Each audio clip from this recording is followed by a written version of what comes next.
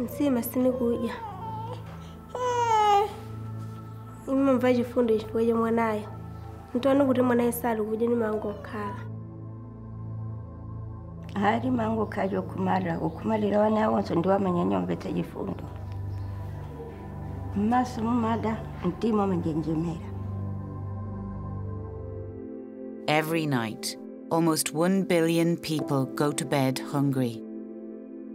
But in the last decade, thanks to the efforts of a group of courageous and determined people, the lives of those worst affected by starvation have been transformed. Hundreds and thousands of lives have been saved. Everybody, as a basic human right, has a right to food. It's almost as basic as life itself. All I know is that starvation is an obscene fact in the modern world. People should realise that people are starving unnecessarily. There's enough food in the world. We can put probes on Mars. We can definitely treat hunger with basic food. You know, it's not rocket science.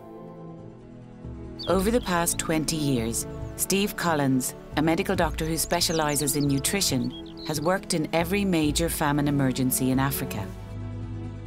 When he teamed up with Concern Worldwide in 2000, the way the world viewed and treated malnutrition was challenged and changed for good. They sought a new way to treat an old problem, and they found it in the form of community-based therapeutic care, CTC, a remarkably simple yet revolutionary idea that restored the treatment of malnutrition to African mothers. Steve Collins would have to take on the medical and aid establishment and prove that this approach was more effective. So many dangers involved in having centres that I started to try and look for a different way of doing it. I think the invention of Plumpy Nut was a key breakthrough. It's an oil-based product, there's no water in it, and so bacteria can't breed in it. And so having this perfect nutritional product that could be used safely at home really facilitated CTC. Plumpy Nut made it possible to develop a programme which would allow malnourished children to be treated in their own communities. After 2000, after the 2 trials we had in Ethiopia, and I realised that CTC would work and that it would be the future.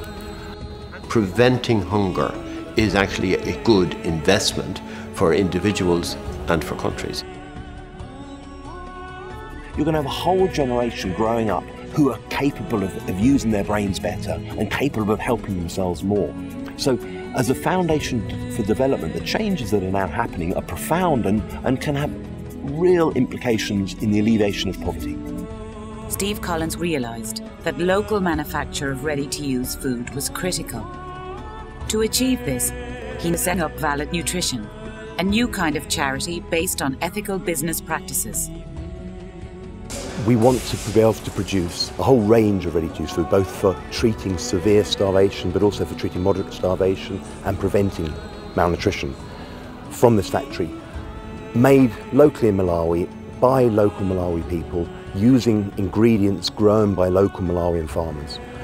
Our target is to cover the whole country, and we believe if we can do that, we'll reduce the problem to zero. People have a right to health, they have a right to good nutrition, they have a right to education, they have a right to security. It's not doing good to ensure those rights are maintained and upheld. It's their right. So it's a work, you have to do it. I don't want people to do it because they're such nice people. I want people to do it because they can create change and because that's what they should do.